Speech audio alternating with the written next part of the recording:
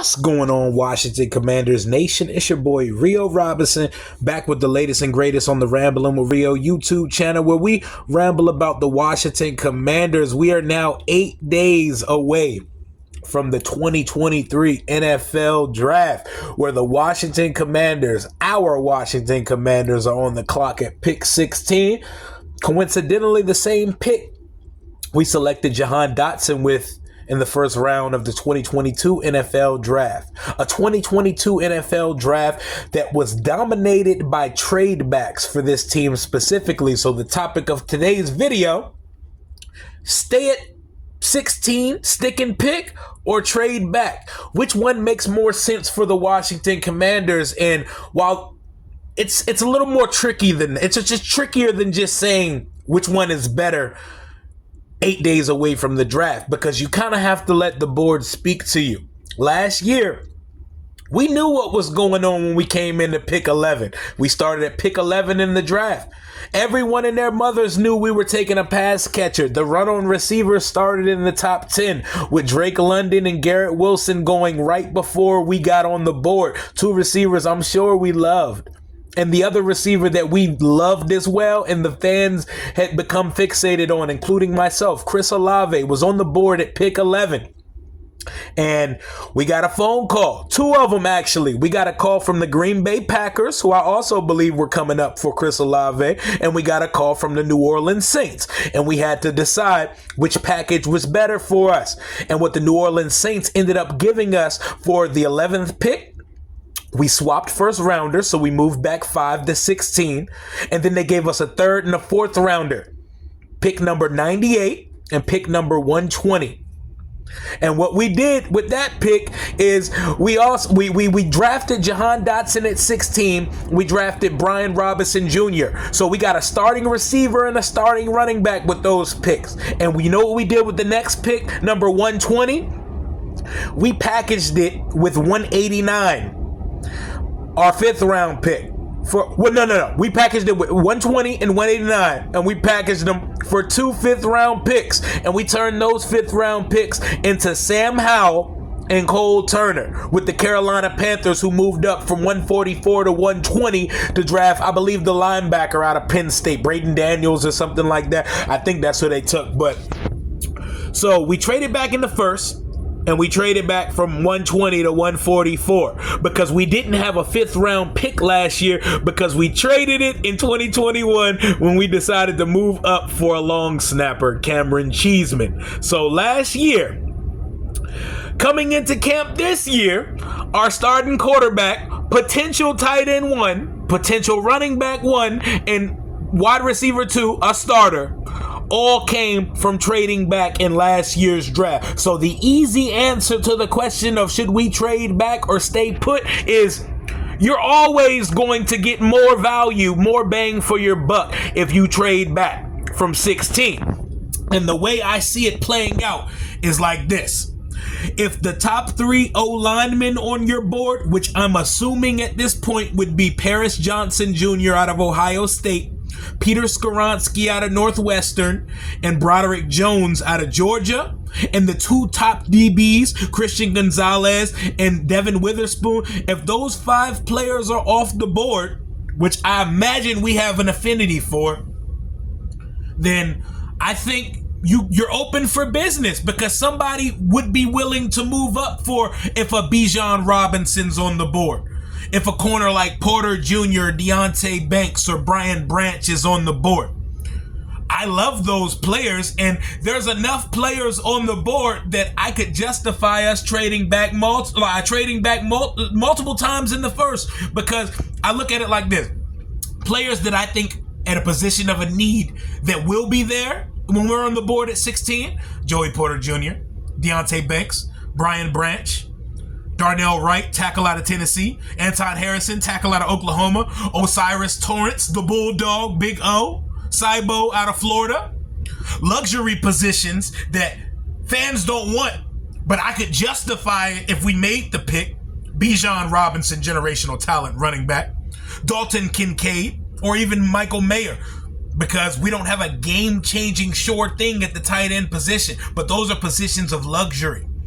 or even a shocker pick that would shock most of the fan base, but it would make sense once we think about it and let it marinate, like drafting an edge, Miles Murphy out of Clemson, or if Tyree Wilson out of Texas Tech were to fall down the board, or even Nolan Smith because he has insane bend. But you don't know, man. Like, they could be prepping for the departure of one of our guys because we're calling a spade a spade. They can't keep Chase Young and Montez Sweat, especially after prioritizing and locking down Jonathan Allen and Payne, the two interior guys. So one of them or both of them will be gone in the next couple years. So we have to put all cards on the table at this point. But I named enough guys of positions of need that I believe the team is interested in. We never know. And don't put too much stock into who we're meeting with, because Washington does this thing a lot where we draft players that we didn't meet with. And Ron Rivera told you in a press conference that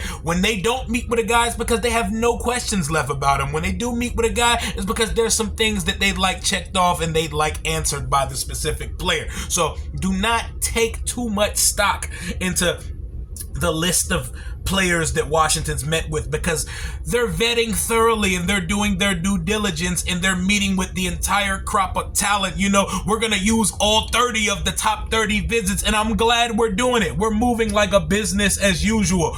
Wait until the new ownership group comes in here and we have a full organizational structure and really move like a well-oiled machine. I'm looking forward to seeing that day. But if today, 8 days out of the draft, I'd say it would be advantageous for us to be on the phones right now, collecting all the data that we need, engaging who's willing to trade up and who they're interested in. Because last year, we flipped Chris Olave into Jahan Dotson, Brian Robinson Jr., Sam Howell, and Cole Turner. And those could all be potential building block starting players for Washington going forward. So if we can do that shit again, if there's a guy on the board like Bijan Robinson that the Chargers, the Bills, and one of these great teams who has the luxury of coming up to go get once, take that shit. Get as much compensation as possible, and let's build this shit up for Sam Howell to have every opportunity in the world to succeed this year. Do not give him the chance to fail, because the roster is already in pretty good shape. We don't have any real huge glaring deficiencies. Yes, we have a hole at left guard. We need a left guard.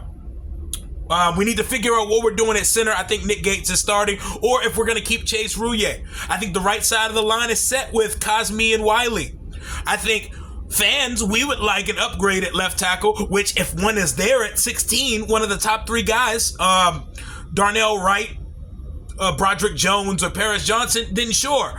Or even an Anton Harrison, and we need a dog and some juice, some twitch in the cornerback room, because all our corners are big body, slower footed guys, but we don't have this huge roster devoid of talent anymore. We're talented in a lot of places. This is the best influx of talent I've seen on a Washington Redskins football team Commanders roster in my time as a fan here.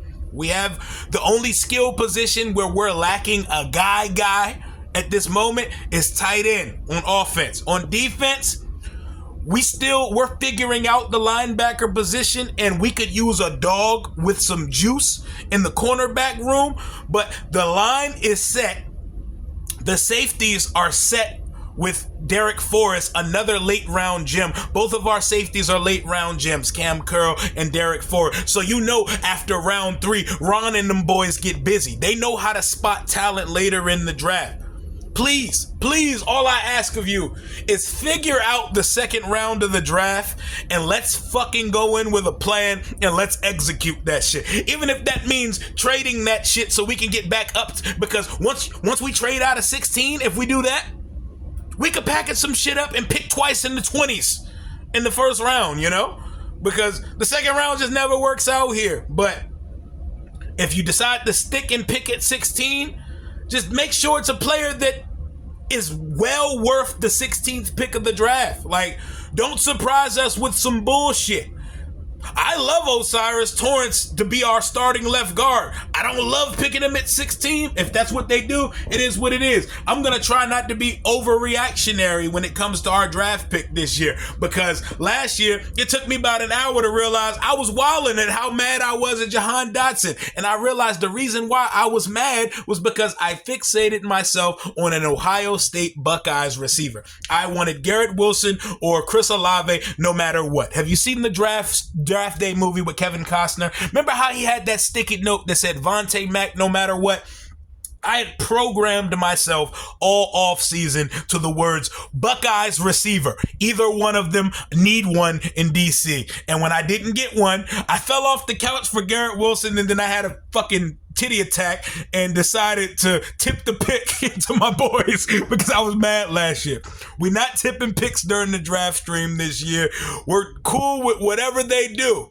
But I think trading back would be very advantageous, and it would be wise for Washington to have a plan in place now. And I believe they're already setting those plans into motion, meeting with guys like Hendon Hooker, who they know they're not taking in the first round of the draft. But it's nice to put it out there that we wined and dined and took him to dinner in Ashburn, took him to Morton's. You know what we do in Ashburn? We take guys to the steakhouse. We wine and dine them because that's what we do here. But so a team like Minnesota or somebody in the 20s interested in Hendon Hooker, they say, ooh, Washington actually likes him. They could take him. Maybe we need to jump ahead of them. Maybe that's where we need to go. 16 is the sweet spot for Hendon Hooker. Maybe that's the case. Maybe he's the sweet spot for Bijan Robinson. Whoever the fuck it is, I'm glad that we're putting and breadcrumbing and foreshadowing the events of us trading back on draft day. And I think that would be the priority for this team. Let me know what you think in the comments. Stick and pick at 16. Trade back at 16 and get more compensation. Or let the board speak to you. I imagine the answer is somewhere in between, the gray area between all three of those options. Let me know in the chat what y'all think we should do, and let me know what your targets in the first round would be. That's all I got for right now. Hail to the Washington Commanders. We are now 8 days away from the NFL draft, and your boy can't wait. Deuces.